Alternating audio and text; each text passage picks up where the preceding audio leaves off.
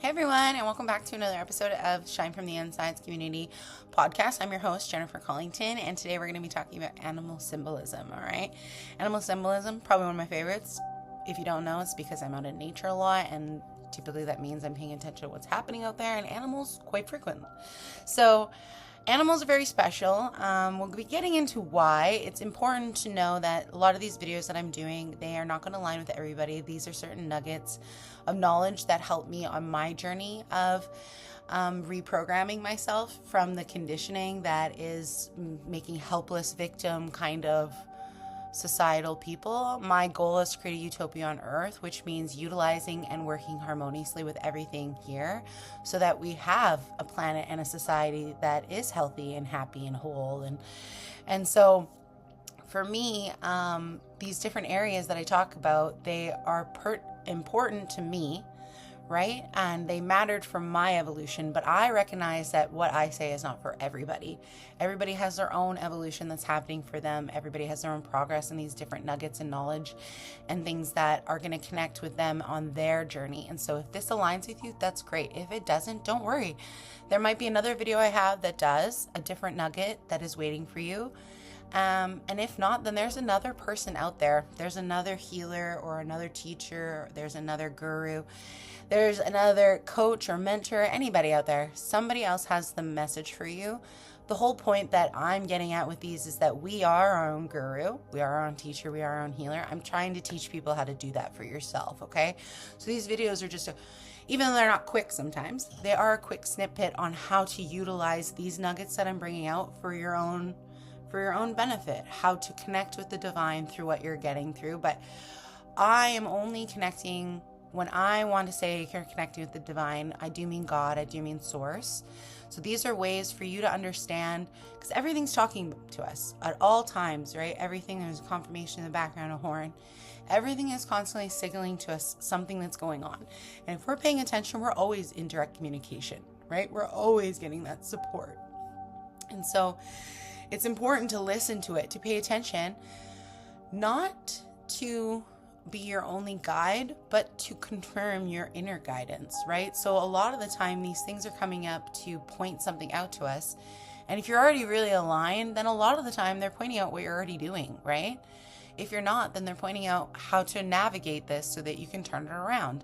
And everything that is in true divine light, true divine God source is only going to be for your ultimate benefit. Like when I've talked about intuition in the past, intuition, even if it's a hard message, it's always going to be delivering whatever is going to be best for your ultimate highest timeline development. And the highest timeline is the one where you're happiest, where everything's the brightest, where everything is actually on that God line, happy level where you're living a life true, authentic to that higher divine, rather than fading into these lower entities and energies, which is what most of our society has been created on, right? So animal symbolism, incredibly powerful. One of the reasons we're going over it today is because it is probably the tool I use the most, especially when I feel the most lost or alone or confused on my journey. I get out into nature, and some of the rare occurrences out there, the chances of me seeing them, because sometimes I never see that animal, right? Sometimes I never see that many of that animal or it acting that way. And so it's a specific sign and message. There's a specific reason it's aligning with that in that timeline at that exact moment for me to see it. And so when we get into deeper connection with the land and these animals, we get to understand a large other part of ourself that is primal and raw, that is still in this symbolism of these animals that we have overlooked in modern day society because we don't focus on a lot of the ancient teachings. And a lot of ancient teachings are symbolism. They were and we're going to look at that. That's the first area we're going to touch on, but we're also going to talk about how to apply this and how to connect deeper with this. Okay. So we're going to get into that. Just a word of caution. Symbolism you can take to mean whatever you want. So some people can make it benefit for the worst, and some, use it for what it's actually intended to. Have a very good level of discernment when you're trying to use symbolism. Don't grab the easiest nugget, right? You want to do deep dives, especially with animals. Not the first answer. Don't take the first answer. Keep looking and finding different definitions and breakdowns of what that animal means, and different, because you're going to find one that your intuition's going to hit, and it's going to be like, That is my message. Even if it's uncomfortable, right? It's still going to be like, wow, I feel that. So first of all, let's get into why animal symbolism matters and the kind of the history around that, okay? All right, so for the beginning of the history of this, it goes all the way back, if you don't believe in ancient civilizations beyond the ones that we're typically taught about, I'm talking Atlantis and Lemuria, then this probably won't be applicable to you. But it goes back all the way back to them, because they used animals in rituals or sacrifices and stuff like that. And the part is that they believed that they were vessels, right? And so they're containers of specific animals, are containers of specific frequencies, okay? And so instead of just observing the world around them, they would try to honor and take on the energies of these animals to vibrate at the frequency of that animal for its instinctual strength. So it would use these animals to gain the strength for what the natural abilities they have and try to use that in their life, right? At the time. So some of them, if they wanted to go on a hunt, right, to hunt like a lion or a tiger, those kinds of things, they're taking on, there's a garbage truck going, they're taking on the energy of this animal so that it can hunt it better, so it can think like it, so that it can honor it. If they're going into battle, some of them are taking also in the energy of that so that they can go into battle and be ferocious like that, right? And so why they did that is they believed that we shared a shared consciousness. So spirit wasn't separate from the earth, right? It's that humans and animals are interconnected threads in the same kind of connection. And so we are all technically, that's why I say that God or source is being able to try to talk to us on that level, is because technically we are all from this interconnectedness of information. And even the numbers, that's why even numbers matter, is everything is technically talking to us. Everything is alive and existing. And we are so programmed to be so fast-paced and to ignore so much that we have been taught to ignore these, that an animal is just an animal, whoop-de-doo, it doesn't really matter. And the reason that is because then we're not taking the inspiration from that animal. Then we're not, again, they really didn't want a self-sufficient. So if you don't have these animals and this inspiration coming to you daily naturally, right, then you have to go to somebody else that's going to give you that. And so a lot of that was your priest or whomever was in charge, right? And so a large part of why we haven't been told the full disclosure of the importance of animals is to remove our power from them. Because if you think about it, when we first were hatched as humans here, right, we lived with the animals. We were one with nature, and we lost that. We become really, tamed.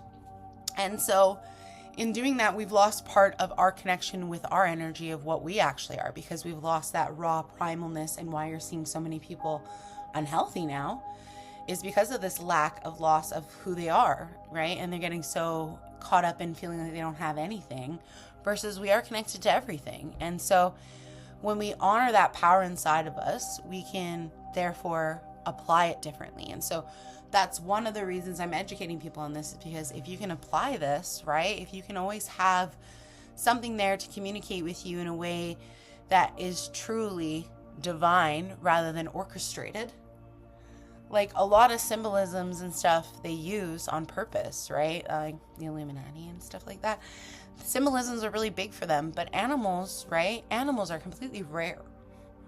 There's something that is not man-made, orchestrated. It is just a natural occurrence happening for you. And so when we go through animal symbolism, we go back through all of history for what we have put in the history books, I guess, even though most of it is still very curated, right, to remove it. So, but the point is that animal symbolism is a history that's as old as human consciousness itself, as it predates a language by tens of thousands of years. In these cave dwellings, right, they were talking about animals, and we would still understand these animals, right? And like some of them would be drawing animals of characteristics of the person that they're trying to draw, right? And so it began not as art but decor, and it was vital and spiritual technology back then. It helped early humans map their relationship with the world they shared with powerful, mysterious, and often dangerous non-human beings, okay? So animal symbolism has been used for a very long time, since we come online, right? And yet nowadays, it's not something we use at all, which is crazy considering it is still something very important. Think about the bees. If the bees go, how much does that matter for us all? A lot, right? And I have a bee on my neck. Bee symbolism is something that is really important to me because I do understand the importance of them. I love them. So anyway, so if we go back to the furthest origins, the prehistoric, so this is like hunting magic, and this going back to like 35,000, 40,000 years ago. So this is where we get the cave art with the lions, the horses, bison, and deer.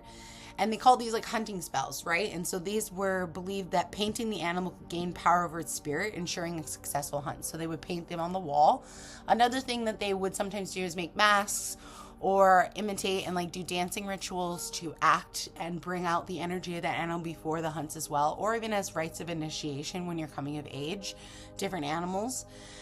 First shamanism, lion man, 32,000 years ago, depicted animal hybrids, right? So suggesting humans could take on animal traits or the spirit could exist between a state of human and beast. So this is, in some, historically, when people take on the energy, they begin to look a little bit like that animal, right? Like facial changes, body posture changes, a lot can happen when you actually get, especially into these rituals, right? And so it's pretty interesting when you actually do connect truly to that animal, you completely change as a person, right? And so that's the furthest. Then we have ancient civilizations. This is like ancient Egypt, Hinduism, and Mesopotamia. Okay, so society settled and animals changed from prey to predator to being embodiments of the divine. So this is how they shifted once we became like knowledgeable about these animals, right? And so in ancient Egypt, right, a lot of, we can see they use them as ancient gods.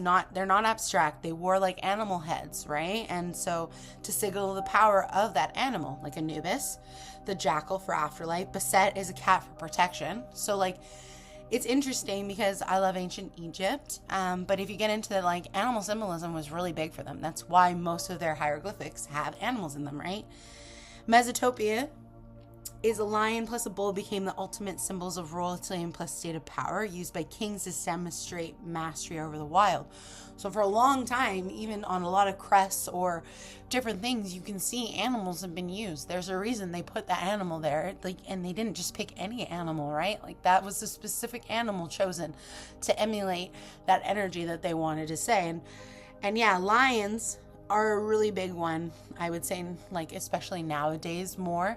Bulls are as well, but I would say not as common as like the lion, because especially in certain areas to claim mastery, like they call the lion the king of the jungle, and yet the lion doesn't even hunt, the woman does, you know? If anything, a tiger would be more accurate, I would say, but anyway. Point being, Hinduism. So animals became vahanas, I think is vehicles for God is what it's called. I don't know if I'm pronouncing everything correct. Don't be upset. I try my best, okay? I'm trying to go fast too. So elephant-headed is Ganesh, right? Removing obstacles, but big for abundance, because elephants, they're big. So that's why in a lot of cultures, like if you're fat, they don't call you fat, they call you prosperous, right? Because you're so big, you're a very prosperous person. So cows symbolize like motherhood and fertility. So a lot of these things that animals back in the past, these are not just new things that we think that we're applying. No, they've used them for a long time throughout history. There's mythology and totemism. Totemism we've seen, like in First Nations, a lot of them have animal totems, right?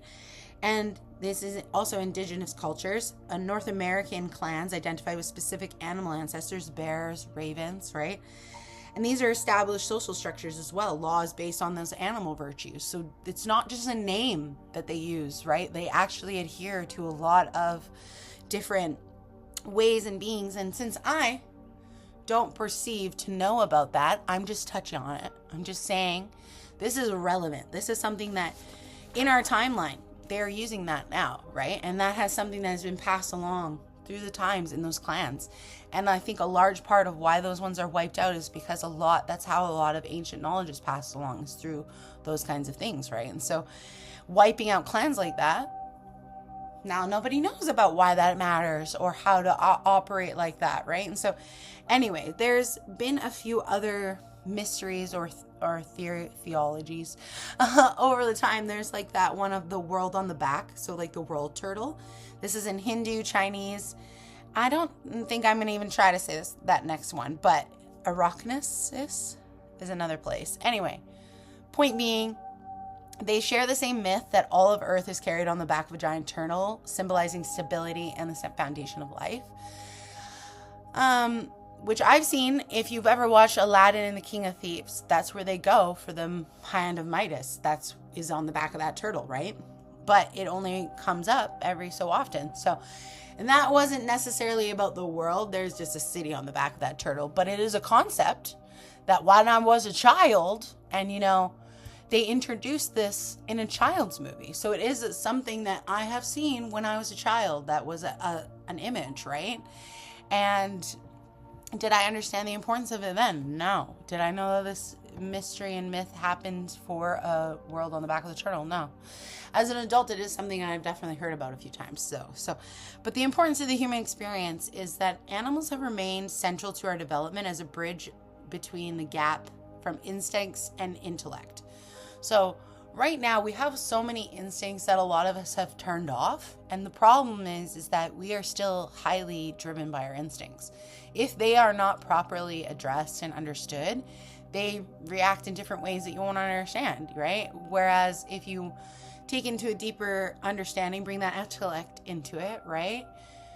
Your instincts can start to really help elevate you, which is probably one of the reasons that have transformed the most for me, is actually listening to my instincts. Especially when it comes to like anything like intuition or whatnot. The more you discredit your intuition, right? That's a natural instinct. The more it's not going to tell you what's going on. The more chances are that you're going to misfire. Those instincts are going to fire and you're not going to understand why. And some of them, the more that you get into that kind of harmony with them, the more they're going to work with you. And so some of them, you can't control all of your instincts, and you don't want to. There's a reason why they are something that kind of comes up when they do. And we're supposed to trust them and honor and listen to them, right? And that's kind of the same with animals. We're not supposed to do too much to them. We're supposed to really pay attention and honor and listen to them. So in animal symbolism, one of the biggest things is going to be to truly just stop and observe. What were you thinking about before you seen that animal? How is that animal interacting around you? How do you feel with that animal around you? Right? What is going on at that same time that animal symbolism is coming up to you? But also, what is the animal actually doing? Be fully in that moment with that animal to understand. And so then you really can connect a lot of these instincts and the intellect into how and they apply versus just assuming. But metaphors for virtue is another reason why they are important. So like we use fables or examples to teach lessons and morality, like the fox is cunning, the lion is brave, and the ant is industrious. So we use a lot of animals to describe quick little things, right? And a lot of children's stories, they use animals as metaphors to help us to understand, right? And so they also are a big thing for identity and survival. Studying animals helped early humans learn to navigate environments, predict weather, and structure their own communities. When we learn from animals have been here longer than us, right? And they don't need everything that we apparently need. And they're still doing right? The only thing that's happening is we are creating more toxicity and issues for them, so they are having issues out there.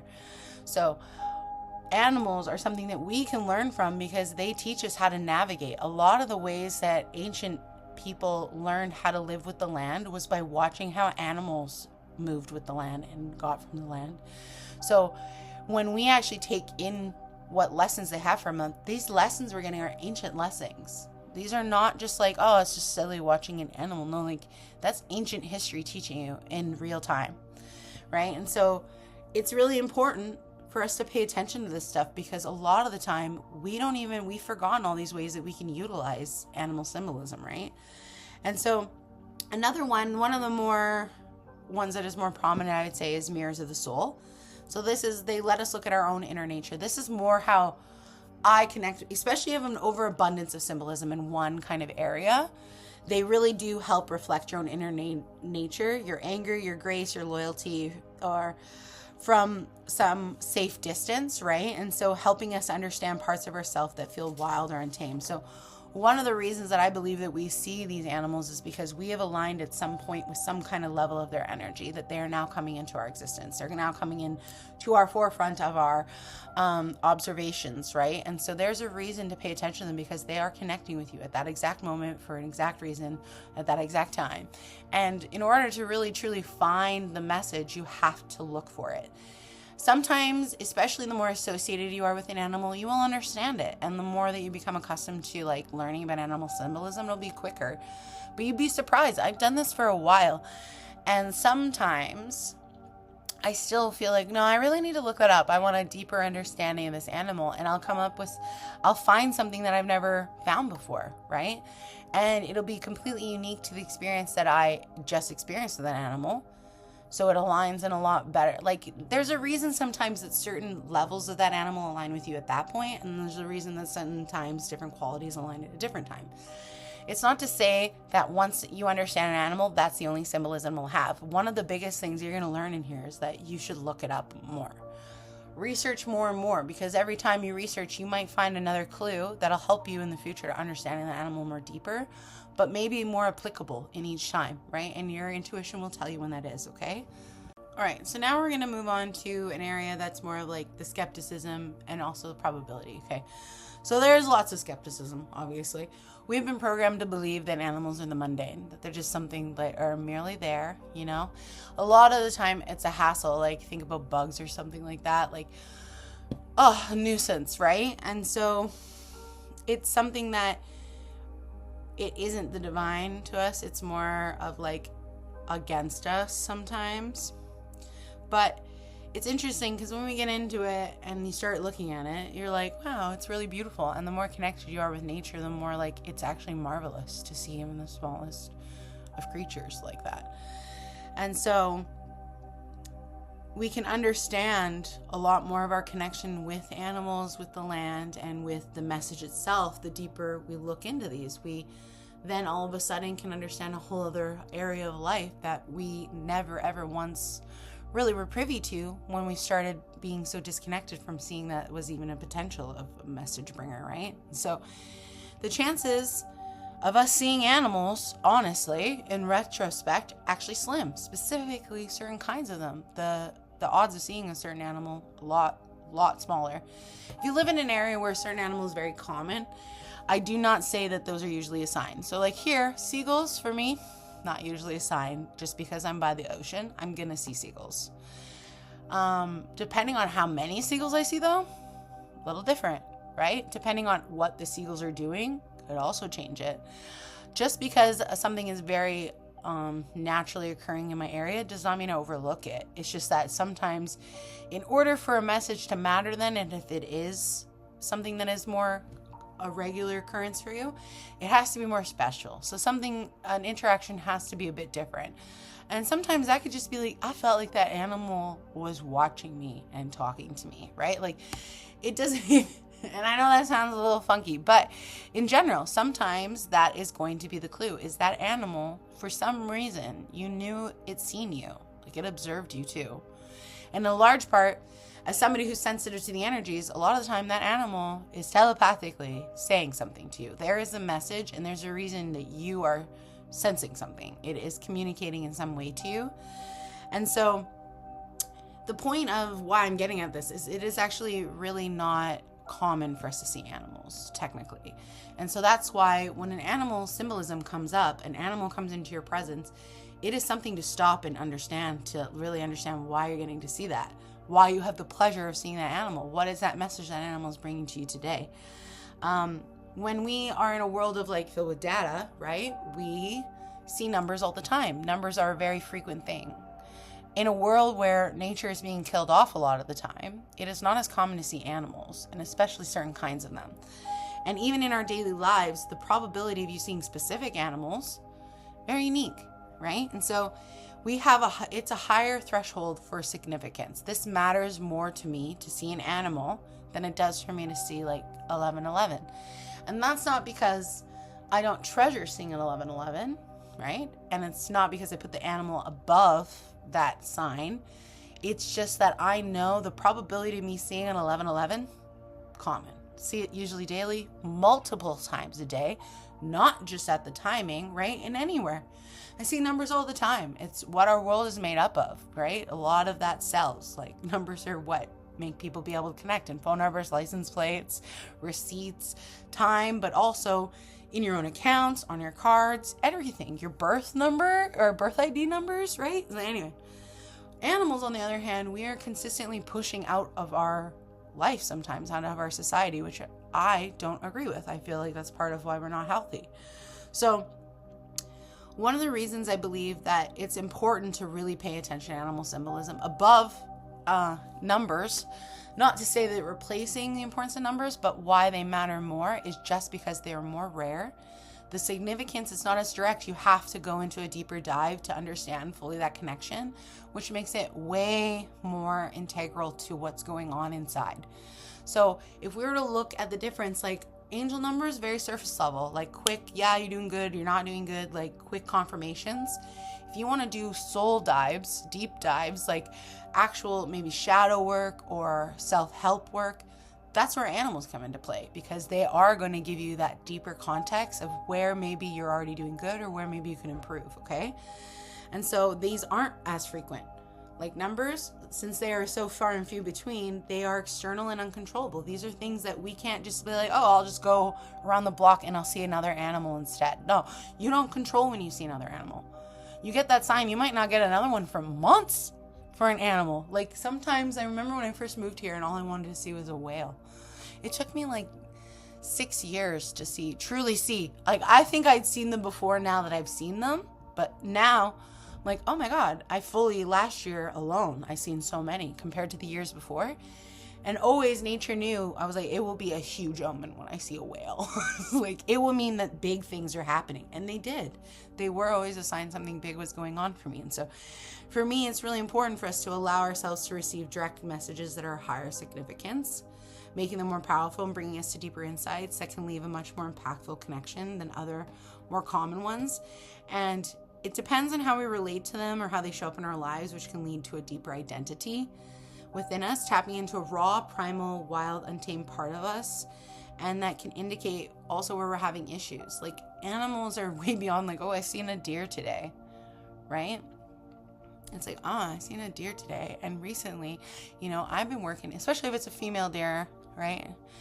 I've been working on being a lot more graceful and taking my time with things. And there's a new beginning coming up here, and I've been really stressed about how to approach that. And now I think I'm going to slowly take my time, right? And that's a lot of a doe. She is about new beginnings. She is about grace. She's about purity. She is about that mothering instinct. But deers are more about sensing, about really, because they're quick, right? And so they're really about knowing when it's time to leap or not, to get out of harm's way. And so, but trusting, they're also really graceful in allowing themselves to approach and to see, right? And so it's about being open to it as well as being cautious.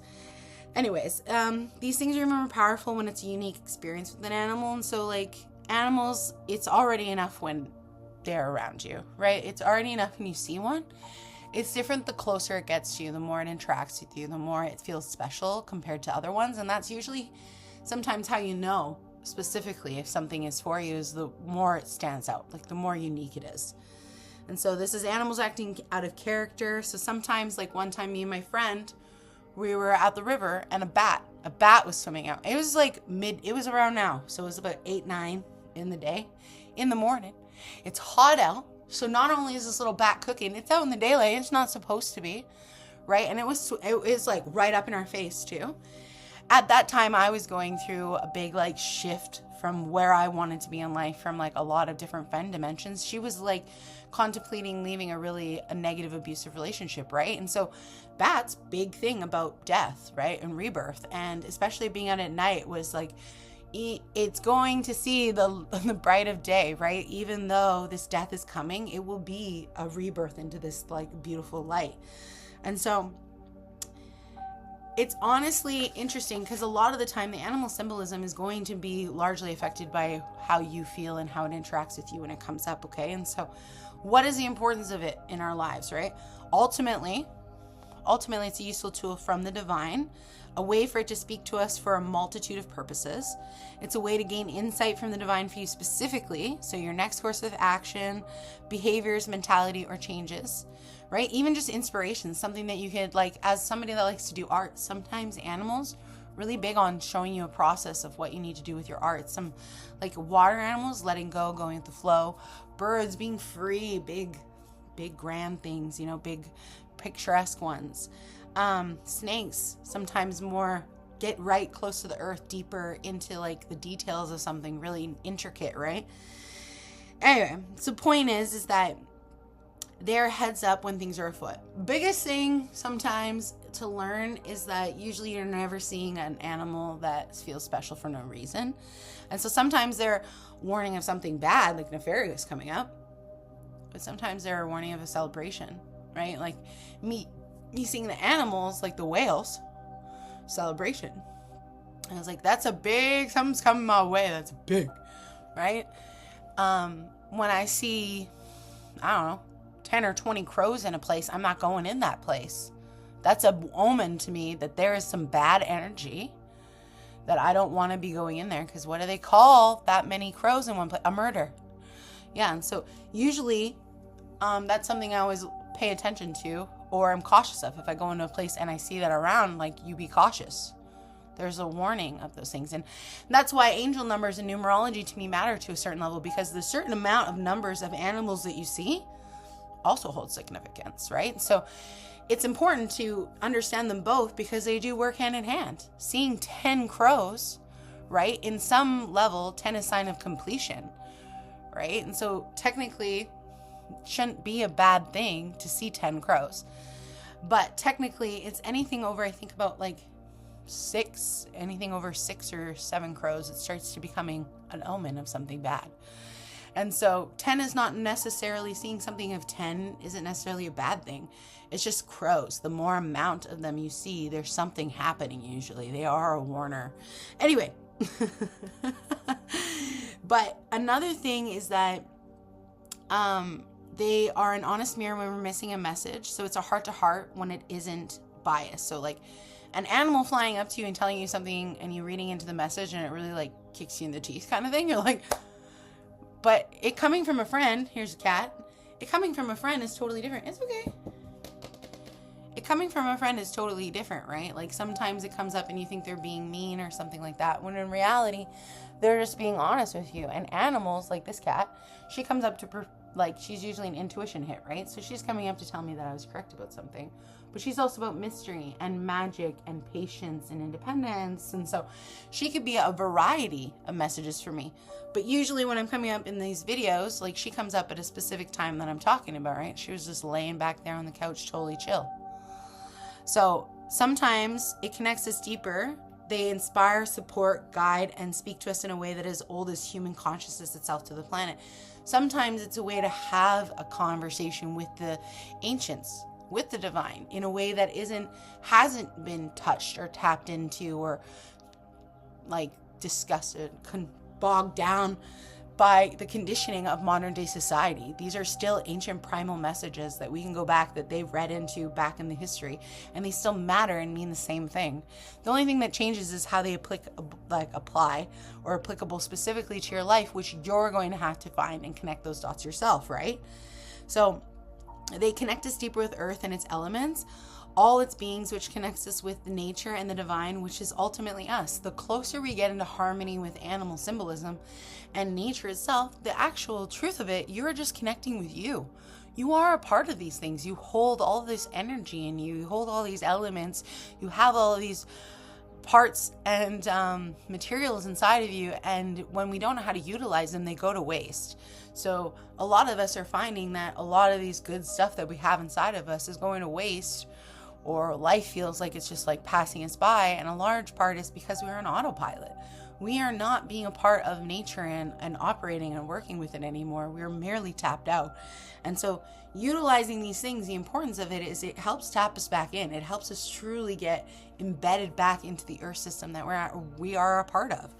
And so one of the last few points I have on it is a reminder of the magic and wonder of the miracles as well, right? and that are around us, inside of us, and always waiting to connect to us when we take the time to see and acknowledge them. There is something so marvelous about seeing something that leaves me in awe like that. And awe, if you are somebody that is depressed, being in a state of awe immediately shuts off your brain's ability to be depressed. So one of the best things you can do if you are feeling depressed, besides dancing, getting into nature and especially paying attention, observing, being in the moment, really looking at those animals and really being like, oh my God, and letting yourself be taken in awe by everything you see, because it can really just let everything kind of just peel off of you and you can just enjoy what's happening in that moment. But yeah, one of the biggest things is that they are unique as types and situations, thoughts and reactions. They're not all the same for everyone. Even if we see the same animals, you're with a group of people, the animal means something different to all of you. You know, there's something you each can take from that animal in a different way that will not apply to the other one, because our lives are different, right? So it's different for all, and how important it is we can connect through these things, yet have our own experience. So you can connect in general, but yet there's still these like intricate little details that you can all use specifically on your own, which is such a beautiful thing, to have something that is a collective experience and a unique internal experience as well. So animal symbolism goes much beyond just, oh, I seen an animal, but like it connects to where you are specifically in your journey and where you're going. And that's a really big part of what we don't have now, is helping something helping us in an actual divine purpose way. Not just like, oh, I need modern day success. No, what is a happy, fulfilling timeline life for me? What is my next step? Well, animals, these unbiased symbolisms, as long as you use them unbiasedly, right, can guide us truly to what is next for us, what is coming up for us, what is best for us in this way that is actually beyond something that we might have ever been able to come up with without nature helping, okay? All right, so now we're going to move on to animals and elements, because if you don't know, we exist on 5 levels of elements in this existence here, right? So earth, air, fire, water, and they call it like ether, but it's also spirit. That's the other one, right? And so animals also fall in this, and how they do is because they are based off of how they live and interact with earth is pretty much how they fall into these. So this is how some of them can overlap. It's because some of them can be in 2 categories, but for the most part, a lot of them are going to be in single categories. So like how you can understand a lot about what you're seeing, why I'm doing this as a part of this video, is this is a quick way.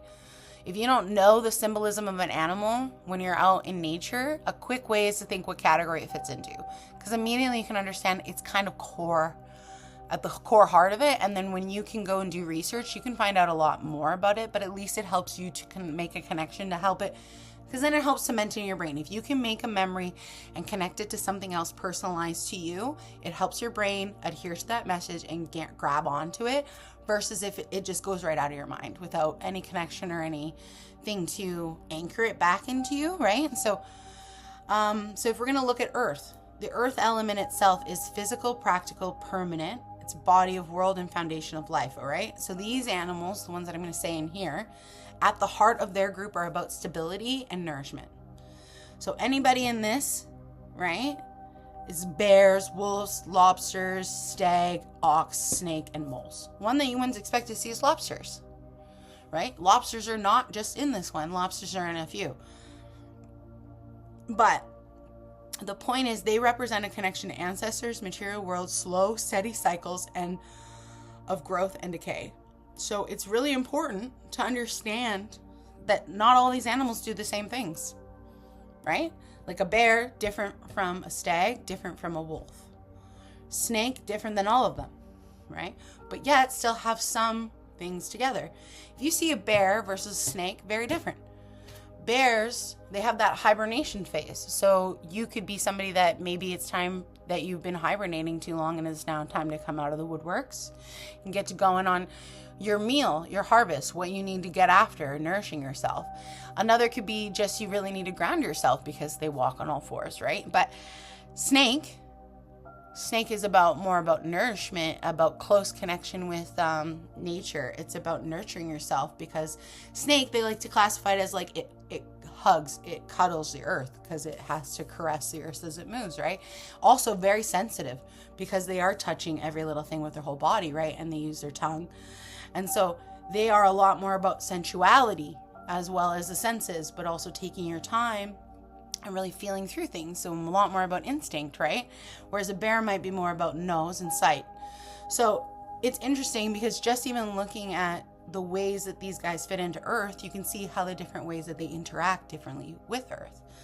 And so that's why I wanted to go over these different elements. So we're also, after this part, we're going to go over what happens. So another part of this is like if you see an influx, if you see a lot of Earth element animals, what that could mean for you, and then what to do with it. So that's the next segment we're going to go into. But for now, we're going to go over these elements. Okay. So the next one is air, which is the element of the mind. It's communication, unseen, breath of the world, carrying thoughts, messages across distances. Okay.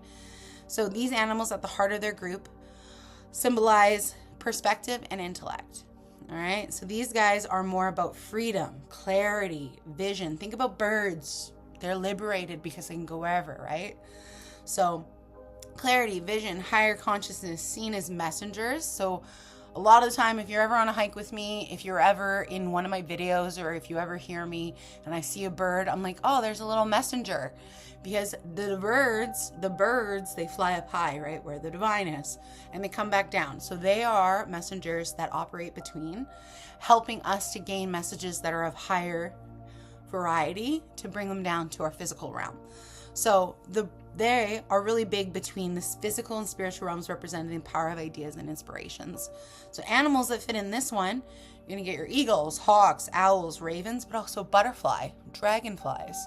Dragonflies are special because to me, dragonflies also carry little angels and fairies on their backs, right? And so when I see a dragonfly, it's not just a dragonfly and like air, it's like an elemental magical message to me. It's like, oh, look at that amazing little being coming over.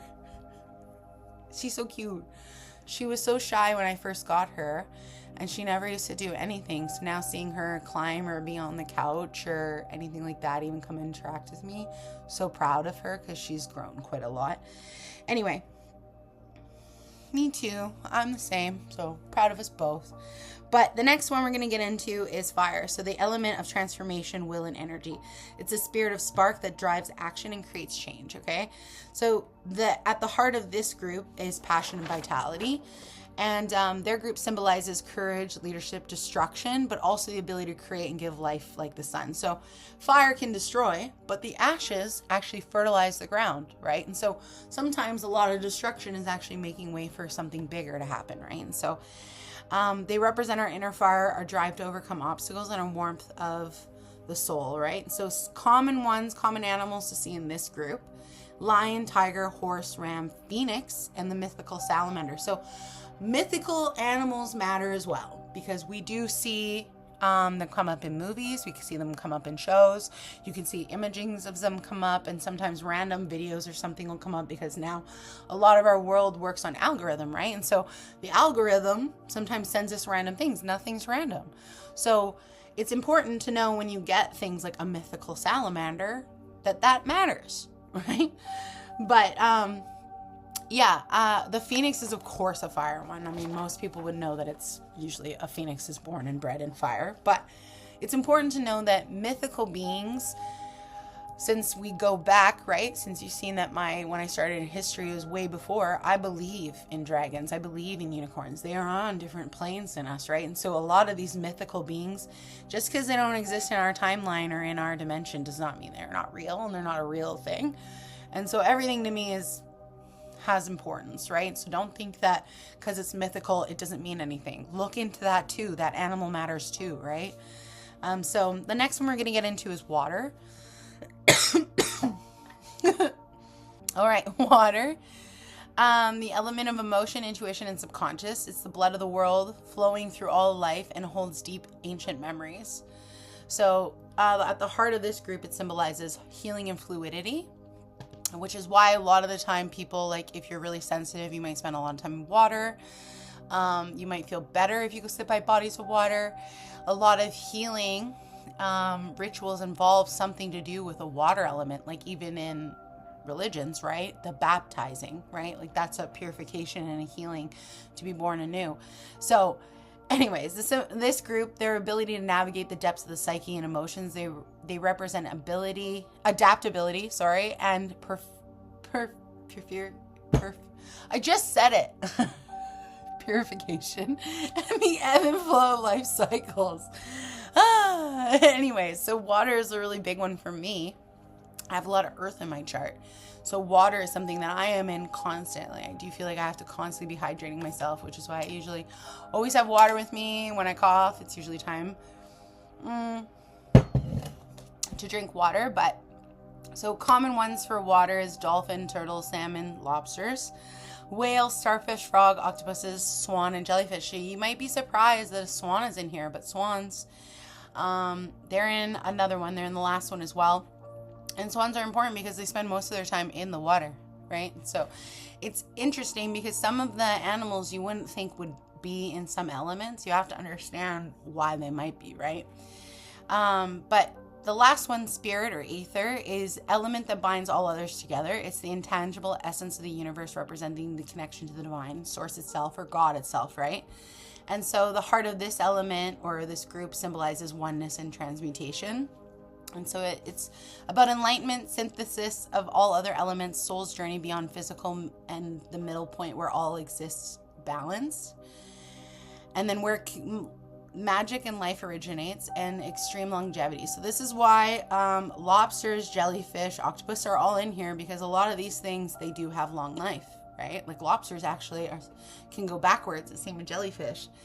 Other ones that are in here: peacocks, cranes, herons, doves, spiders, bees, hummingbirds, eagles, dragons, unicorns, chameleons, and starfish. Also, it's important to note, anytime you see an animal that is white, is called like a spirit animal.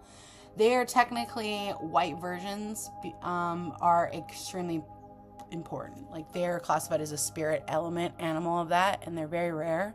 So like I've seen recently like white raven and a white bear come up on my feed, and like those are weird to see, right? And so when those things happen and they come up randomly, it is never random. Like those are really big insights, and usually they're connected to spirit specifically.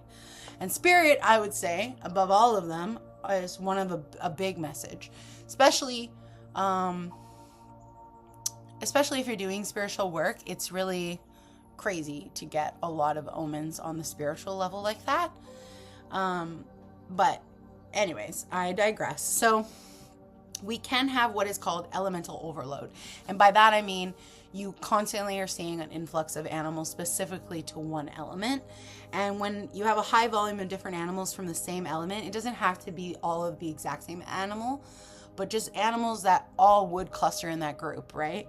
It can suggest you're unbalanced in there or overly active, okay? And that can mean that you're leaning too hard in that energy, or you're being too worried, or have a shadow aspect that may be dominating or playing out in your life. So that's why there's importance. That's why animals kind of matter, is because you can, if you actually are paying attention enough, if you're connecting these dots, you can see maybe that there is a bigger message than just one specific animal. But over the span of a week, you've seen only, let's say you've seen only water animals, and you've been having a really hard time communicating with people, and you've been having a really hard time really feeling into your emotions. Well, these are trying to let you know that maybe you're stifled, and you need to maybe do some of these actions, which sometimes isn't the direct action that you need to take, right? Sometimes it's do these few other things. It'll help ease the flow, and it'll make it easier for you to do the tasks that you are having a trouble time doing right now, right? And so one of the things that we're going to look into now is the overload, like what that looks like, okay? And then what we're going to do after we go into the overload is we're going to talk about what you do with that, okay? So for an earth overload, this is in equals, so the shadow side of an earth overload, if you're only seeing earth animals ever and they're rampant around you, it could mean that the shadow side of that is stagnation, like you feel very stagnant in your life. And so that's, you're constantly seeing snakes, deers, wolves, or anything burrowing. So it could be a sign that you might be stuck. And so too much of this feels heavy and muddy. So that's how a large part of your life just feels heavy and muddy. And then, so you should be on the lookout for stubbornness, over focus on materialistic value, money, physical security, refusing to change habits, and getting in a rut. So it's like a good time to ask yourself if you feel grounded or if you just feel buried. Do you feel buried by life? Do you feel like life's burying you and you have no control over it, Because then if that's what's happening, then it's a good time for you to understand how to work with that. So if you were to have an air overload, the shadow side of that is unreality. So constantly, that means that you're kind of living in your head, right? Up in La La Land, because air is airy, right? Constantly seeing birds, butterflies, and dragonflies. It might be a warning you're all in your head, or you need to get more into it. So maybe you've been avoiding getting into your head. So excess air turns into a storm of scattered thoughts. If you feel very anxious, ruminating quite a lot, always in your head, that might be just a sign that you also have this air overload, right? Like you see constant birds, that's the only really animal you see a lot of time. That might be that, right? And so be on the lookout for anxiety. Overanalyzing every detail, head in the clouds, where we have big ideas and zero execution, can be a sign you are losing touch with practical world, or called to see for more practical, or a call to see you've been too practical for too long. So maybe you've been constantly hammering yourself down and your brain is being like, can't we get into the clouds a little bit? Fire overload, the shadow of that is a burnout.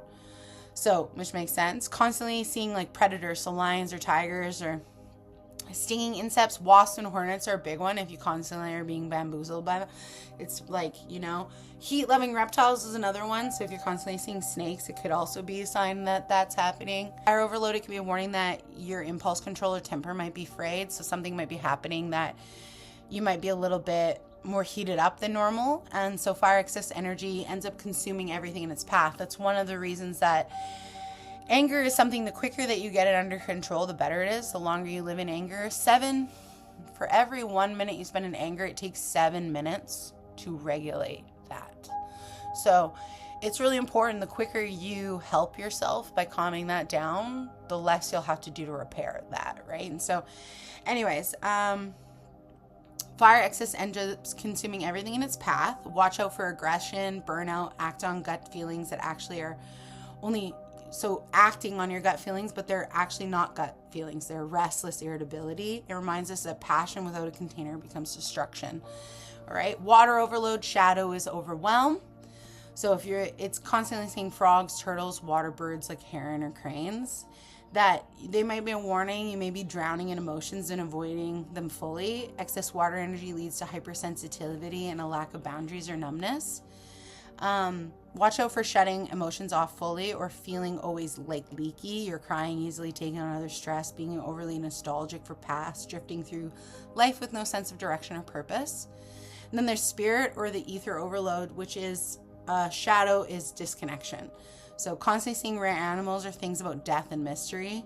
It's a warning that we may be escaping reality. Excess spirit energy can lead to spiritual bypassing or spiritual obsession, where you can use magic or philosophy to ignore real life problems, constantly seeking signs, desperate to connect.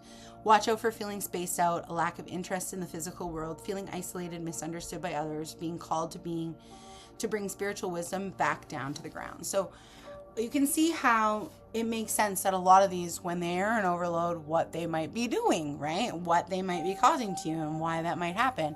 So one of the reasons that I wanted to include this is because I wanted to talk about how to balance that out, how to work with that, right? And so that's what we're going to move on now. All right, to balance these out, I have now a list for each one again. So to deal with stagnant and heaviness and earth balancing, the best ways you can do is move your body, right? In any way, but it's just got to be different than your typical. So if your typical is just sitting down or yoga, do something new, right? Decluttering, toss out 5 things, get rid of old stuck energy that is signaling that you're releasing the old. Aeration, spend time in high places. This is one of my favorite things why I like doing mountain climbs sometimes, is it gets you up to a different kind of altitude, so you have a different perspective. You're getting that air into you, and that different altitude at the same time is triggering you to like have a new perspective. They also say that it gets you to get the air back in your lungs, right? And the air, what we call that in symbolism, is almost like the breath of life, right? And so you're breathing back in life into yourself and reestablishing that movement, right? So you're getting rid of that heaviness and stagnation. So anything that you can do to change your routine, to break out of a rut, different meal, different time, different routes, like to and from work or wherever, different ways of doing something, whatever you can to switch it up a little bit. It doesn't have to be major. Little things make the biggest difference with this kind of stuff, right? And so the other thing, at the end of these, I'll do this thing called heed the call. So there's usually a call. And what I say when I say heed the call is like source is calling you up with a direct line. And sometimes the point of it is to pick up the call and be like, I got you, instead of being like, no. And so these other things you can do is, these are ways to get out of that. But there's technically a call coming in that's asking you to answer it. And the heed the call for the earth is do what it calls you. If you're being asked to dig, then you need to dig. So it's usually finishing up smaller lingering tasks, following the nudges that call, right? And so whatever you're being guided to do in your life that maybe you're being stagnant or dragging your heels, or feeling heavy about, take these times to do these little actions that I said to help change up the energy, and then face that stuff. Go after those tasks, because once you do that, that stuckness is gone, because technically that's what you were stuck on, right? Was those tasks, those things. All right, so air balancing, this one, to heal like scatteredness and anxiousness is what this one is. And so big things that have helped me, especially, is like weighted comfort. Sometimes it's just going to lay with something heavy on you. Weighted blanket, you can carry a heavy stone. Sometimes you feel very airy. It almost feels like you're being taken off the land, right? Like being pulled up into the earth, or just always up in the clouds. So you can carry heavy things in your hands or in your pockets. And as a way, it's like a way to keep you weighted and anchored on the ground, but also just you're carrying the earth element with you. And so that in itself is helping you to be in earth's kind of energy, which is grounded, which is more secure and rooted. So then there's also a digital detox. So a lot of the time what's happening is so many of us are in our head is because we're spending a lot of time on the internet or on socials and in a comparison mode or in a overly digesting mode. And so one of the best things we can do is just shut it all off, to just take time. I've been doing that myself recently, which is probably why it's taking me a while to put this video, because recently there's been a lot going on, and with this Aries new moon happening today, it is a lot of energy as well.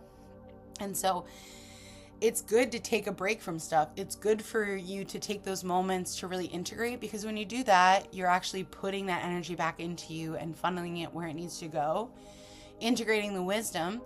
And then when you come back out and integrate back into the world, you are more grounded already, because you don't have all this stuff in your head anymore. It's settled now. It's gone somewhere, right? And so it's nice. You don't have to do it for a long period of time. You can digital detox just for a few hours a day if you're constantly on it. Sometimes it's good to do it for a few days. Sometimes it's good to do it for a week. You can set whatever you want. Just take a little bit of time away from the digitals. Another thing, eat root veggies. Anytime that you're feeling very scattered, one of the best things you can do is eat something that's very grounding for yourself, because inside of you, if you have a grounding energy, then it's going to help also root you down, right? So carrots, beets, you can eat other ones. I don't suggest other root veggies because they aren't well for me. And so any really high light being, certain veggies, they won't be good for you. So like nightshades, not good for me. So potatoes, right? They're not something that I should have, but you might be able to eat them. And so that's another good one and they help to fight flightiness. Like they help to fight feeling airy. But another is to write it out, to do a brain dump, right? Once your thoughts are physical, the mind can stop spinning in them. I do journal quite a lot. If anybody that knows me knows I have journals. I do have different kinds of them as well. And in the past, when words would escape me, one of my favorite things would be to turn on my camera like this and to just talk it out. Like I'm in a session, like I'm talking to somebody and they just want to hear every detail, right? Just to let it completely out. And because one of the best things is because then you're telling yourself you can get it off your chest freely, no judgment. But also because then once it's out of you, it doesn't feel as confined, like you have to keep circling or spinning in it, right? It can finally kind of feel like laid to rest. And then whatever is most important for you to take away from that is going to stand out that much more because you've confessed or gotten rid of all of the words, right? And then the most important ones are going to be like, oh, that message really stands out to me now, right? Amongst all of what happened, this is what actually was the most important part of that. So, and then this is the heed the call for this one is speak. Time for you to speak up clearly, right? Have honest talks about something that you've been overthinking. One of the things with air balancing is there's something going on that you really need to free yourself from. And so talking it out is going to be one of the biggest things you can do to heed the call of seeing that overload of them. So fire balancing, if you have an overload in fire, to heal the burnout or angriness, you do water therapy because water obviously cools fire. So take a cold shower, go for a swim, sit by a fountain, drink lots of water. Be by water. It's your antidote, right? It's going to help you. How can I be more like water? How can I be more calm? In just being by water, in water, helps impart these lessons on you and helps instill that energy into you. And so that can just help you. Just being by water, any kind of water therapy is that for you, right? And then creative destruction. This is where you channel channel whatever's angering you or you're burning inside into some form of art with the full intention of ripping it the fuck up after, demolishing it after, not even a care. You can go burn it after that, whatever you want. The point is to actually actively create and destroy something. Breath work is another one. Any form of breath work can work. Curling your tongue up and inhaling is what helps because it actually helps cool your body's internal temperature as it's doing that. And so that's a way to naturally help relax your body if you are in that heightened state right at the time. And then practice patience. So one of the things that I do sometimes is I specifically, no, I'm going to stay in this line. I'm going to be patient. I'm going to take the longest line, or I'm going to let people go in front of me. You know, I'm going to walk behind that really slow person and just stay back there and not try to rush past them. One of the best things you can do is just try to expand on your level of patience, because when you are in that fire one, you have a very lack of it, right? And so everything's very expedited. So a way to cool yourself down, calm it down, slow it down is to really just to make yourself be more patient. And by that, you have to actually force yourself to be patient, right? And so the heed the call of the fire one is actually to take leadership, right? To lead yourself, to take charge of something, a small project, delegate or break down tasks to be more manageable and simplified. The point is that there is something that you need to take lead in, and if you're not, you're really angry about that. Sometimes it's just, I need to take leadership of my own life. And by not doing that, letting other people or being dictated by a lot of situations or events, I'm not doing that, therefore now I'm angry. Like a lot of the time when people are not doing what's right for them, they are angry. And that's because their needs, their wants, they are not being met. And so, yeah, of course you're upset. You are not doing well, right? And so a big part of the time is you need to lead your life and lead yourself. Okay, and so air overload. Wait, that's the wrong one. Sorry. Water balancing. So if we're going to balance water, this heals overwhelm and leaky energy. Setting one firm boundary. It could just be on any little thing. It doesn't matter, but keep that boundary. Set it. Say no to one social invite, or ask for time to connect with yourself to process or contain emotional energy. Sometimes the best thing you can do when you're feeling overwhelmed is to be like, you know what? No, I need a day for me. So I'm going to say no to everything. And I'm just going to take time for whatever I need today. Whether that be sitting in the shower and crying, whether that be journaling all day, whether that be going to sit by the nature, ocean, the water, whatever, reading a book, whatever you need at that moment, and saying no to something that is the opposite, best thing you can do. Just because at that point, that's what you need, and that's going to help you to calm yourself, because one of the best things you can do if we're feeling overwhelmed is to stop the overwhelm. By saying yes to more, you're continuing it. By saying no, your body's like, you heard me. I can finally stop feeling so overwhelmed because you're not going to keep putting something on me because you heard me. Right? And so salt baths, this is probably one of my favorite.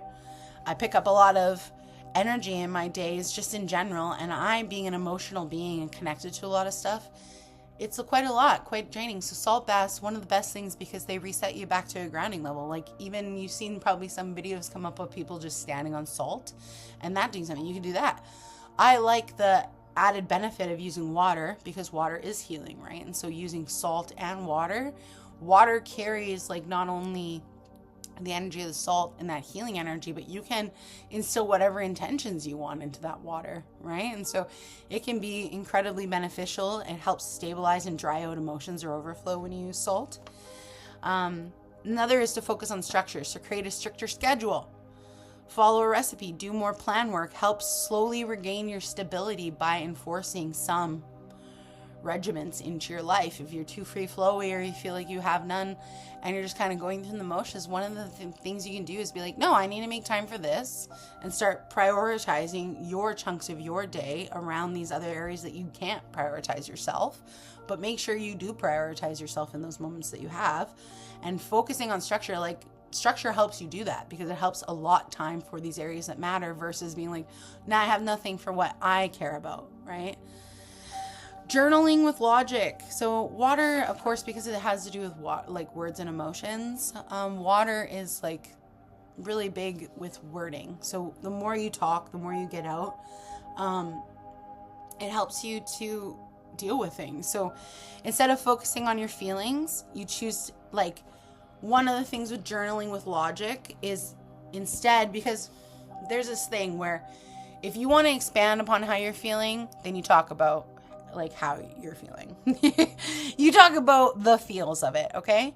So if you want to specifically say you're very closed off right now and you don't want to open the floodgates, the best thing that you can do is to lean into the feels, because that'll help you expand on how you're feeling. Even if you don't want to, it will help you to open up and talk about it.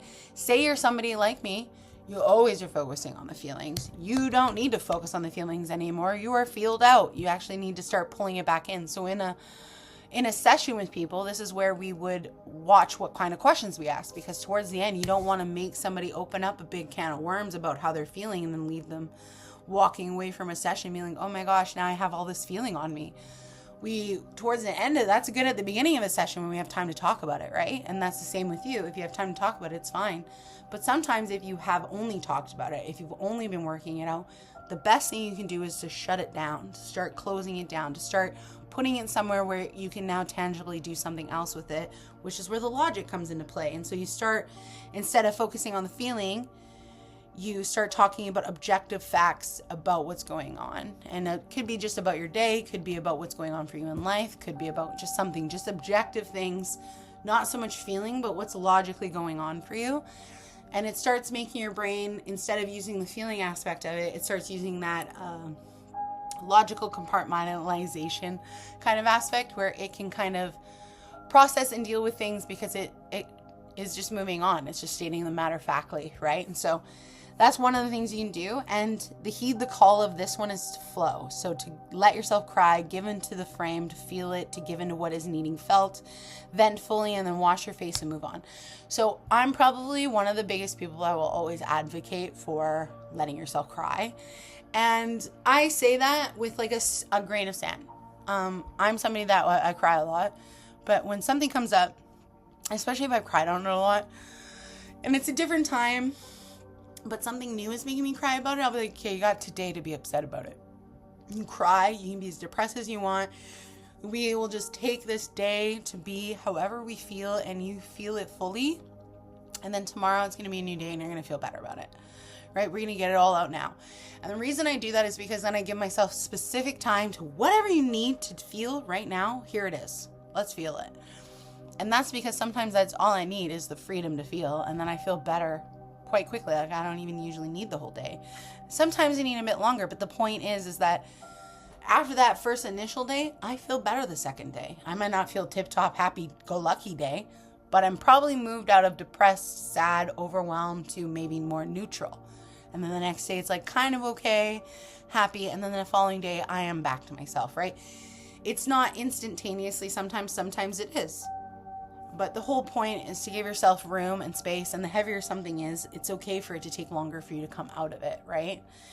But yeah, the biggest thing you can do is to go with the flow. Whatever you feel is calling for you, whatever is calling for you, especially emotionally, if you feel very leaky, there's a reason you feel very emotional about something. Honor that in yourself. Don't gaslight yourself and be like, I don't need to cry, I'm just a crybaby. No. we need to cry usually for a reason. And I cry sometimes for different reasons, sometimes for things that I've dealt with a long time ago. But now my body's at a place where it feels safe enough to vent on this thing that it never felt safe enough to confess to me in the past, right? And we do. That's why we circle around. That's why healing is not linear. Is we come back around and there's different levels of which that we're healing or dealing or noticing things. And so it's okay to let yourself go with that.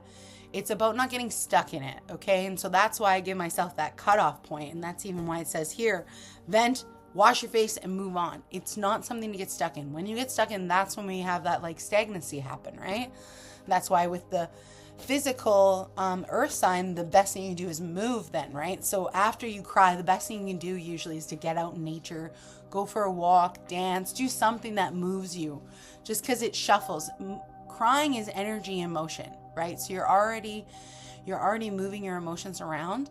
When you get your body moving, it helps process that much quicker. It helps get that influx of energy everywhere, okay? So that's why a lot of the time using all of the elements is what's going to truly help us. It's not just focusing on one and them only helping us. One area can really illuminate when we are missing on a certain area and we really need it. But using them all is how we get holistic wellness, is what we ultimately want to achieve in our life. Okay, so the last one, spirit, to heal the disconnect or spaced out feeling. Manual labor, doing what's relative at the time. So whatever you need to be doing, do that. Physical, or doing the dishes, laundry, folding, vacuuming, anything that is very routine is really good when you are too up in your head, because it's actually our routines that ground us and cement us. So if you are somebody that is going through a spiritual psychosis, if you're somebody that's too much in the signs and too much like, I'm not of this world, how do I do all this human shit? Like, you need to get back into your daily habits of like being a human, because you are a human and this is what it is, right? And we are meant to be bringing them together, integrating the spirit and the physical. So if you're too spiritual like that, that's an even more sign that you need to get back into, like, why do you think monks wash floors still, right? Like, there is a reason that stuff is actually really good for your spirituality. It's because it keeps you rooted and grounded in where we actually are, okay? So another thing you can do is a sensory check-in. So this is the see 5 things, touch 4 things, hear 3 things, smell 2 things, taste 1 thing. Helps you get right back into your body and ground right away. The next one is social connection. So you can call someone to talk about something mundane or boring. And the more that it is surface level, the more that can help you connect to just like normal human life again. Walk barefoot. That's probably one of my favorites. Because I really don't like small talk. I will do it. Obviously, it is a normal thing in our life. But when I'm not doing well and I'm too in my head, a lot of the time, the best thing for me is to go into nature. And that's why animal symbolism is pretty strong for me, right? Is because I use nature quite frequently as one of my biggest tools for self-development and self-health in general. So walking barefoot is really good because it connects us to the soil, which anchors us back here and it gives us that. But also in general, I don't want to say lowers the energy, but it harmonizes your energy so that it is on a more congruent, happy scale, so it isn't as chaotic, which usually when you are spaced out in your head, it can be. And so one of the things that spirits ask you to do if you have an overabundance of that is to heed the call, is you want to observe. So look for the magic in the ordinary, very ordinary, like it can be like toasters, right? Trees, animals. See the divinity and the blessing in it all. Sometimes if you're too in your head or too disconnected, the best thing that we forgot, well, one of the things that we've forgotten, which is the best thing, is how magical life truly is. Like, I know a lot of people that are like, magic's nowhere. I'm like, you don't find it magical the way that the sun changes every morning, right? For sunrise, it's totally different. Or the fact that we can have air in our lungs, or the fact that our brain's made of crystals and like we can think of different things, right? Like, it's amazing that when you get really close into the intricates of like a fabric or like tree bark, you know, or if you just focus on a little piece of grass, like how many bugs and different things are happening on that little piece of grass. Like, you examine rocks, like how cool it is. Like, I found this rock the other day and it looks black, but if you get right up close, it actually has like these red bands across it, which you can't really see on the camera, which is sad. But anyways, the point being, right? And then you can find like chunks like sea glass. Like there are things that when you observe, you really can notice, and like it brings out that, again, state of awe. And when you're in a state of awe, it is like, it helps bring you into the present moment, which grounds you. It makes you feel really good. It takes you out of all of that kind of spacey, chaotic, depressed energy. And so, again, one of the best things you can do is just look for the magic, which is in the ordinary, that we so often have been taught to overlook, right? So, all right, now we're going to get into like how to start applying this kind of in our own life. Okay, so to apply animal symbolism in our own life, the best thing you can do is have awareness. So emotions, location, situation, thoughts, what's going on when you spot them, and what it brings up for you.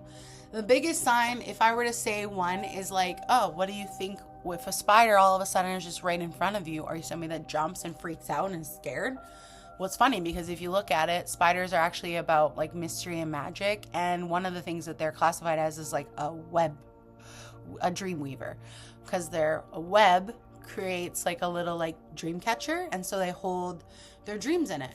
And so when you're startled seeing a spider, sometimes it's a big sign that you're scared of your dreams, right? You're scared of that. That's very frightening. It looks very ugly and nasty and you don't want anything, and yet it's not. It's completely harmless, right?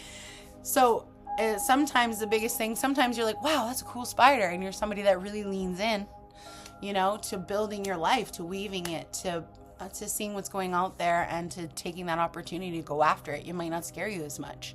Spiders used to scare me a lot more when I was younger. They do sometimes still when they come out of nowhere, and sometimes my dreams do too.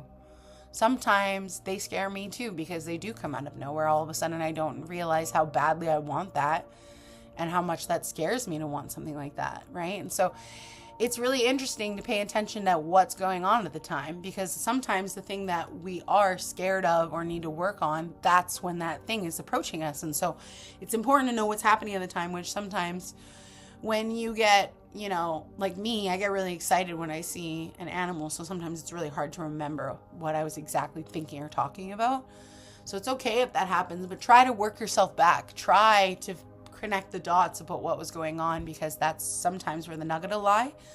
But in doing the history and looking up the animal and getting to connect with them, it will also help you, because you'll be like, this is what I've been going through in life.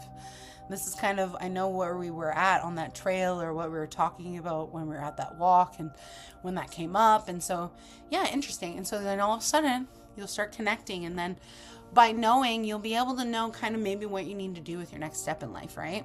So it helps us to spot patterns the more aware you are, and it can inspire a more meaningful guide to pinpoint what specifics on the animal matter, and it's showing itself to aid in the arousing the subconscious on networking to become conscious. So whatever we have that is on the subconscious that isn't networking with our conscious, we can harmonize them so they can come together, right? Another could be like a crow cawing at you repeatedly, like to enough that you're like, yikes, this guy's talking to me, right? So it's just about knowing about what you were talking about when that came up, what you were thinking about, because sometimes you're not talking to anybody when these things come up, right? So then another thing for how to understand and apply them in our life is get familiarized with the animal kingdom. One of the best things you can do is just start looking into a few general understandings of what different animals mean and what they're about. So animal traits, their behaviors, animal cycles and their purpose, animal cultural myths, getting out in nature to observe. These are all things that you can do to kind of get more familiarized with them. And then in the future, when things happen, you don't always have to look things up. You'll already understand a good understanding level of it, like a good basic foundational level. But of course, again, I always say to look it up again, because where you are in the future might not be where you were in the past with it. And there are thousands of different descriptions of different animals out there. So just because you looked it up once and seen like 5 different does not mean that you've seen the other 500. Not saying you have to look at them all, because a lot of the time they do overlap. But sometimes the bigger the overlap, the more it can be like, okay, this is probably a sign for me, especially if you're having a hard time connecting the dots for you. But what'll happen is I say trust your intuition really bigly, because sometimes one definition you'll be like, whoa, yikes, that's scarily accurate for me, right? And that'll be your sign. And so find your own personal connection with animals of the past, right? And so this is reflecting on your past bonds with animals, right? When I was a kid, I was terrified of spiders. Terrified. And now it's funny because I spent a large part of my life being scared to do these next steps that I need to do. And even though this technically wasn't a part of my dream, some of the parts that come after it were. But yet this was a part that scared me, right? And so it's interesting because when you reflect on past bonds with animals, you can see some connections with certain things that maybe throughout your life have been a reoccurring theme for you that you've had to work on and face, right? And so some of these ways that you can reflect is like different animals that you form deep bonds with. Some of them you formed a deep bond with because you already exhibit that factor with them, right? And then unique experience with random ones. Sometimes throughout our life, there are certain animals that we specifically are really drawn to or really drawn to us, and we have different experiences that most maybe not would. And there's a reason. Again, that animal maybe speaks to a certain part of you. Drawn or call, love, or fascinated by. So these are ones that we're just obsessed with. Like for me, jellyfish was one when at a young age I became like fascinated by. Loved. It also probably, if I was going to say an animal most likely produced me wanting to live on this island here that I live now, is going to be the jellyfish. And one of the reasons is because I have loved it my whole life. I've always wanted to be by the ocean. But one of the specific reasons I wanted to be by the ocean was because I wanted to see and interact more with jellyfish, right? And now as I've gotten older, it is my spirit animal. So it is one that I genuinely do believe has called to me. I was always meant to be here, right? It was always supposed to be that hit of realization for me. Something that allowed me to truly know what I was always supposed to trust. And jellyfish are big. Trust your instincts, go with the flow. Trust in the natural feeling of your purpose. Like jellyfish don't have a brain. They're driven specifically just by this instinctual like valley drive to just do their natural, like they still migrate, they still follow certain patterns even without knowing that they're doing that, right? And so that was something that I've always known, that there's these under network to everything, that is everything is connected. We think our life is irrelevant and we did a bunch of stuff that doesn't matter, and yet every little choice has mattered and we have not known about it, and yet it has mattered and we have known about it on some subconscious level about why we chose that and why we've done that. Okay, so jellyfish were always very important to me, and I still think they're highly misunderstood, which is another reason why I love them. They're so beautiful, and yet they're seen as these ugly things because they can hurt you. Well, you should respect them. That's the reason why they hurt you, is because, everything out there will hurt you if you don't respect it in some way. Anyway, and so animal types and situations you see in most. And so some of the times that you're always going to constantly have some situations with animals arise. And that's going to also be a sign because, again, none of that always happens to everybody else. So why is it happening for you, right? So just looking at your own personal connection with the past. Tracking and journaling. So sometimes in the beginning when I started being grateful, I started gratitude lists and I was writing like 3 things down every day that I was most grateful for. On that list, the majority of things that I would always write was stuff I would see for animals. And that's probably when I started looking into them the most. I'm like, oh, what did it mean that I seen this? What did it mean that I seen that? And even though I've known since a kid, animals mean things, because I have had friends that are First Nations, and so I have learned about a lot of animal symbolism long before I started looking into it myself, right? One of the best things you can do is track it, to register it, because sometimes these patterns, these animals, these interactions, these numbers of how many you see or how you feel, they are a trending pattern for you, right? So it's important to see them and to track, because you can see maybe how long or when these things come up and the relevancy of what's going on in your life, maybe when a certain animal does come to you, right? So when a jellyfish comes to me, usually it's at a time when I am going with the flow long before I can understand why. And so there is something big happening. I need to trust my instincts long before I'll understand why, but to go with them will lead me in the direct place that I need to go. And so when I see a jellyfish, it's usually not just like, oh, it's usually a divine checkpoint for me. My soul animal has come to me to let me know I am at a divine place right now. This is an alignment for this. Depending on what's going on, that there might be more to that, but that is the genuine when I see an animal. Kind of like deja vu. It is like a checkpoint for me that I am on that highest trajectory timeline and have just hit a connection point with it, right? So tracking and journaling, write about what you see, how it feels or inspired you in dreams and art and shows, wildlife, conversations, thoughts. It can be anything. Wherever animals come up for you, it is not just in nature. animal symbolism is absolutely every aspect of our life. Like everywhere around us, okay? So, and then another thing to understand it is just to take time to be quiet observation, right? Easier to notice these things when we actually take the time to do so. And then research. So traditional means after sighting. So you could actually go and do the research at this point too into these animals. So multiple culture depictions, not all the same. And then again, find one that pings the most for you, because your intuition is going to be the most important. And then you can also look at how to apply the behavioral traits for a lesson, or how it might be suiting for your current life events, okay? And so methods to connect deeper with the symbolism is creative expression. You can use then these things that come up in your drawings, in your paintings, in your poems, in whatever, and you can use them. These animal symbolisms can be something that you can use to inspire you into the next projects that you're going to do, okay? Or if your next endeavors, take that energy with you, like in the ancient civilizations, right? That almost putting that, imbuing yourself with the frequency of that animal to assure yourself that kind of outcome that you want in the way, right? That success.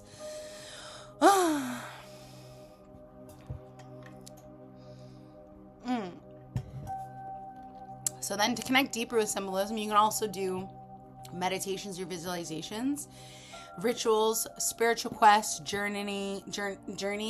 And these are all, you can do it with a specific intent to connect deeper with that animal, to interact, and to immerse yourself in it. And so these are ways that you can truly try to, in your best way, because like especially in meditation and visualization, you kind of move beyond the conscious realm, which is like, I can't talk to animals, you know. In those kind of realms, in this reality, some of us cannot. There are people that do have that gift to talk to animals. I would say the more open you become, the more you can generally sense animals talking to you. But for the most part, if you're somebody that doesn't and cannot, going into meditation and visualization is really amazing, because animals in the subconscious or in the unconscious, they don't follow logic. They don't follow rules, which means some of them you might be able to talk to. Some of them might be able to specifically give you a message, like how in some movies we see animals talking to people in their journeys or in their vision quests and stuff like that. The reason is because it doesn't work the same way. Logic is suspended in some of these other realms of the conscious land, like the unconscious and subconscious. They work not in logical laws and understandings. And so we can do and understand and have a lot different interactions in those, which is why meditation and visualization are really amazing. But even people who, you can do like dancing, and you can like take on the energy of the animal as you're dancing and stuff like that. All of those things are just to help you connect deeper with the animal, but in a way that you might not normally if you were just to observe it in nature, right? And so another is a physical reminder. So to connect with specific animals and characteristics, you can place images, statues, items associated with them. So around here, like I have a lot of I love shells. Right, shells have that spiral on them. So I have this little hermit crab, which hermit crab's really good for letting you know that you can defend yourself wherever you go, but you have your back on your home, so you have all you need to go wherever you need to go already. So like, don't worry about not having the resources needed, and don't worry about not being protected when you get there, because you got it. You have it all. And then I have a butterfly right here for my mom. Butterflies, I also have a moth right underneath it.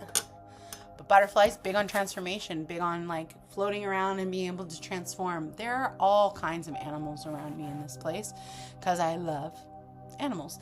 But one of the things, unicorns are all over the place too, and magic is really important to me. And unicorns to me are literally of the divine light of God, and like that, right? And so it's not just the magic of like the everyday and what I make it, it's the magic of us being alive and this place in general, and source and God. And so unicorns are a really big thing for me. But yeah, you can also, again, word of like caution, you can use divination tools, so like oracle and tarot. Even better if you have like an animal specific version of those to use, which I do have a few decks that are specifically geared towards animals.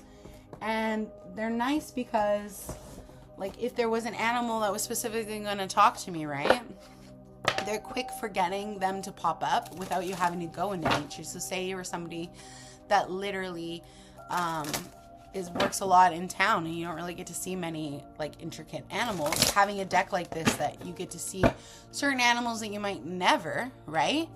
Important. So here we go. We have the pronghorn. Now is the time to act. Opportunities are here. Move forward with confidence. Your talents will always help you land on the pinnacle. Your quick wit and keen senses will lead you to the success. See, he's covered also. The cards matter, right? So just the symbolism of this guy matters. He's just standing facing you directly. So that means face your things directly. A lot of blossoming around you. You can know that when you face it directly, a lot of things are going to come in that you're going to reap the rewards for that. And so it's funny because on the bottom of the deck, we have the revealer of truths, which technically right now I'm taking action to reveal these truths, right? And this is a fox.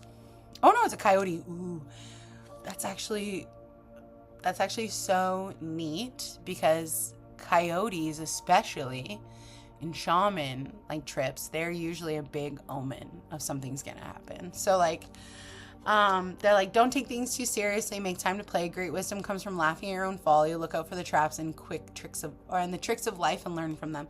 So it's really interesting because I'm revealing truths technically right now. And a lot of this sometimes, like when I started getting into animal symbolism, it did change my life.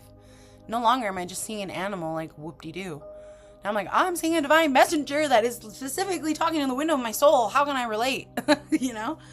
So I say word of caution because a lot of people can use these things and like some stuff comes up and they just think that, oh yeah, I'm on the track. I'm on the right track.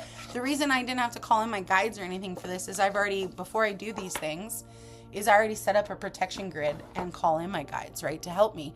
And so my guides are only of divine love and light. So I didn't have to worry that deck wasn't going to give me anything nefarious. But that's one of the things you want to do before you touch a deck is to open the circle. Make sure you're calling in the right guides and protecting yourself. And you also want to close down the circle when you're done, okay? So divination tools are good and all. But again, I wouldn't use divination tools as much as I would try to see them naturally in nature, because one of the ways that you could use divination and tools is to say, what was this animal trying to communicate with me directly? And then use whatever decks you have at hand and then use that message to actively gain insight. And then you can use that, you can cross-reference it with the information you've seen online or wherever you look up and research to see how that aligns with what you were talking about, okay? And to see what the true message is, because it's funny, you'll see a lot of it will overlap. Like you will have a lot of messages overlap and you will see where your tarot is trying to communicate exactly what the animal is trying to communicate, okay? Okay, so we're pretty much done here. One of the things I wanted to go over, but I probably shouldn't because it's like really not that important, but one of the things is just some of the meanings of these animals that I brought up in these videos, okay? So the symbolism of the animals in the 5 elements that I mentioned, all right? So earth, bear specifically, good for strength, healing, courage, introspection, grounding, hibernation. Wolf, loyalty, intuition, leadership. Stag, authority, regeneration, virility. A deer, grace, innocence, sensitivities. Ox, unwavering endurance, physical manifestation, determination. Snake, transformation, close connection with the land and senses, transmutation. Moles, unearthing hidden truths, subconscious, binds to the world, requires relying on feelings. Lobster, resiliency, shedding the old, growth requiring to leading to the new. Growth that was required from learning from the old to lead to the new. There we go. Air, we have the eagle, which is divine vision, freedom, direct spiritual connection, seeing from a higher point of view. Owl, nocturnal, wisdom, silent hunter, mover, seeing the unseen, seeing through the dark, navigating deception, seeing truth in others. Hawk, focus, leadership, higher perspective, vigilance.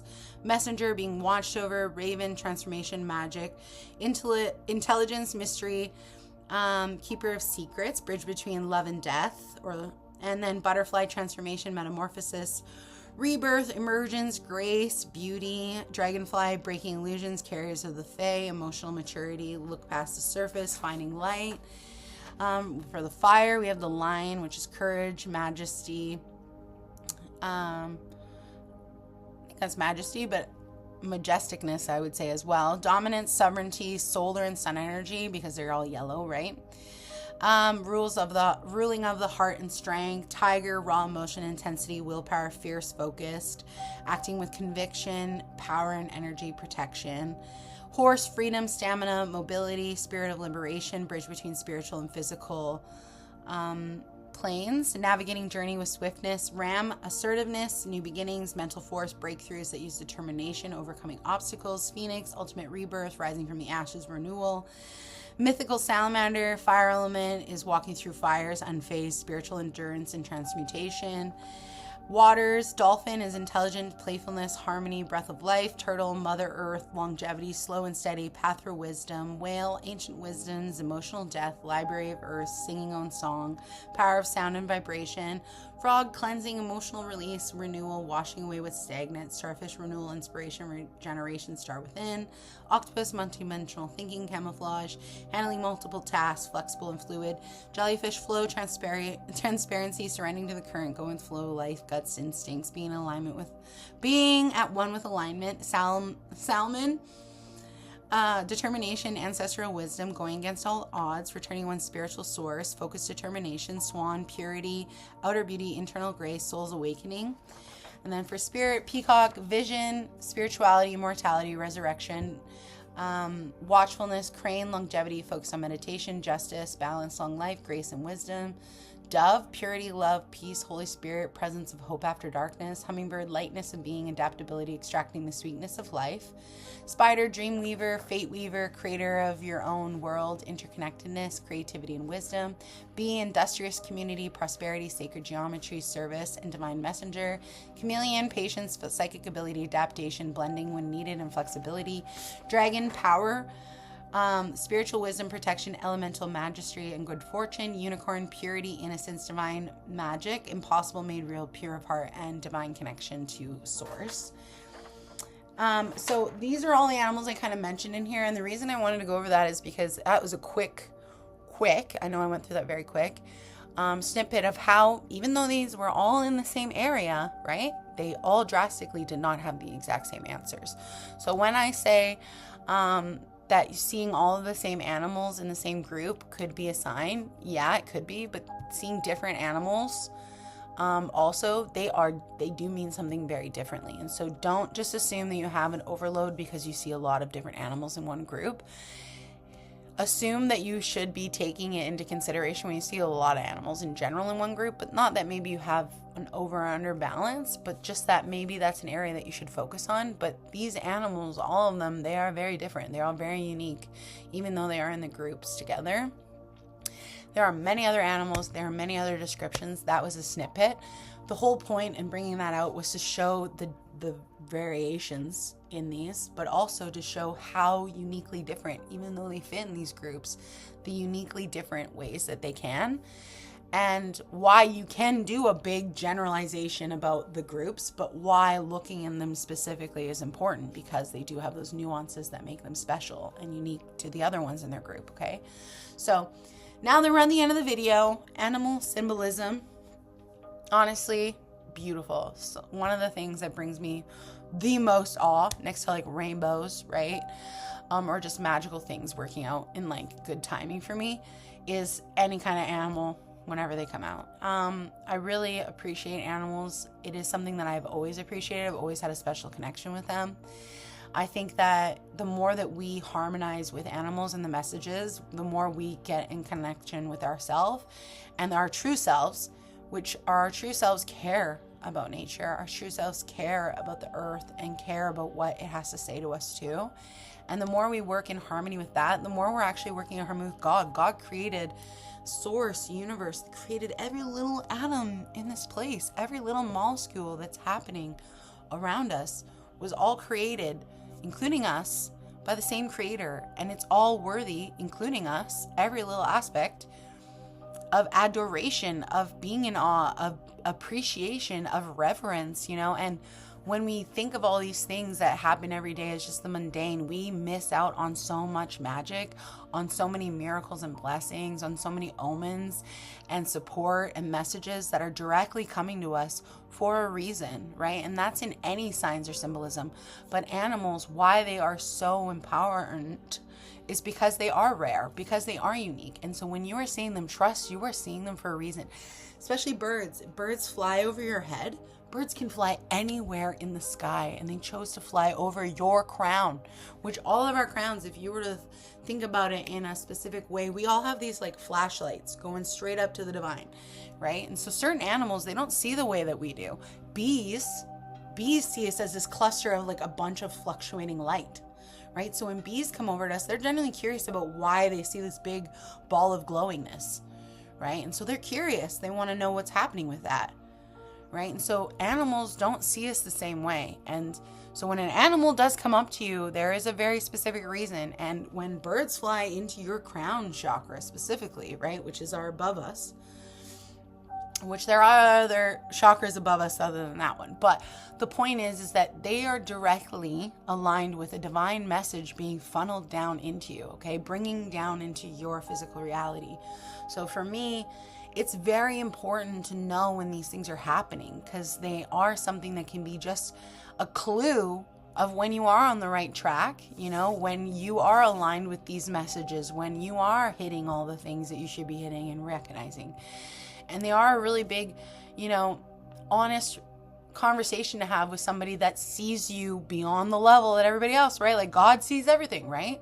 So when you get these messages coming to you from animals, it's really hard to hide from them, because they do. They are connected to everything. So when you get a message, it's coming to you from that spark of I see all, right?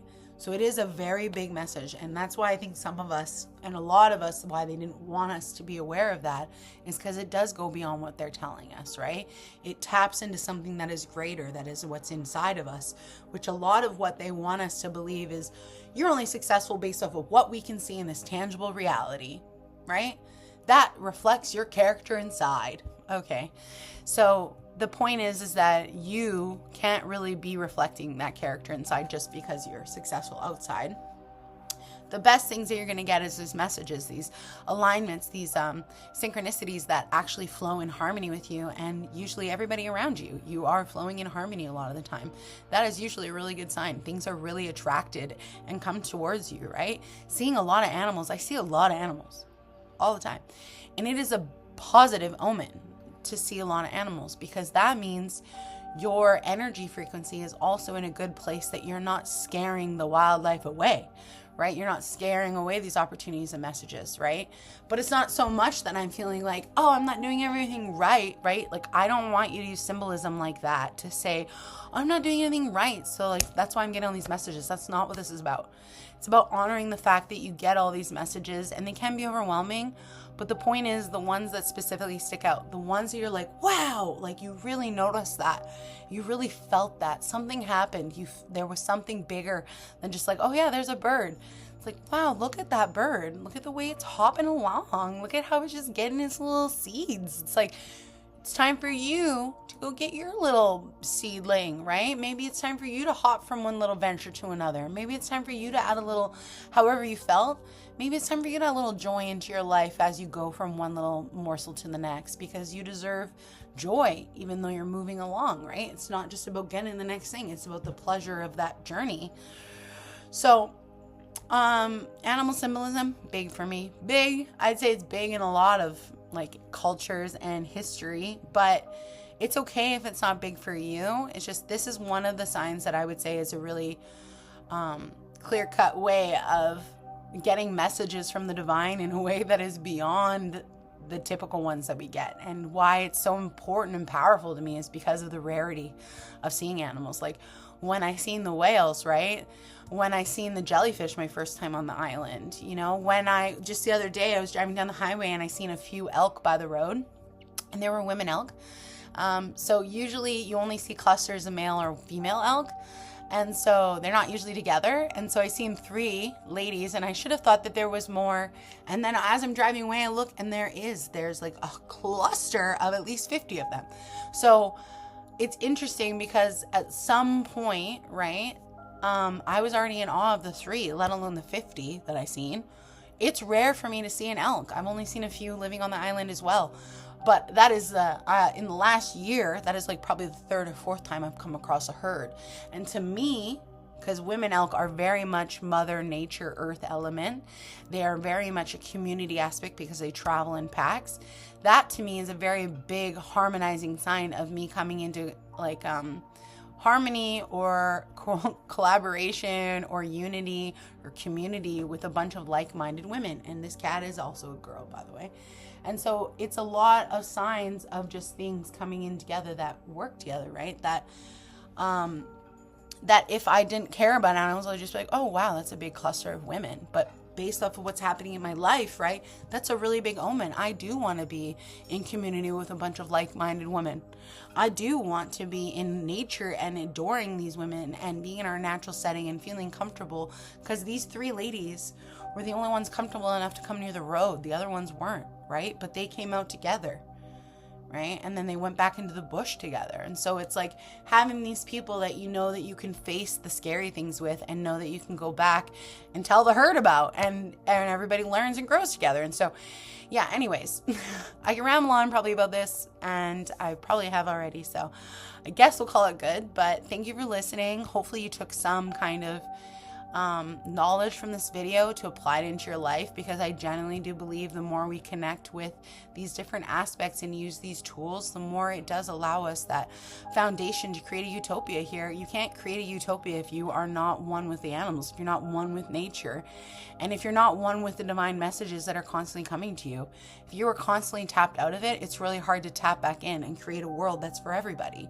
And part of that starts from us listening to what's all out there and everything that's available to us, especially for our own journey, especially for us to come into alignment or authenticity with ourselves and what's truly happening with us. And that's what the animals, that's what these messages are truly there for.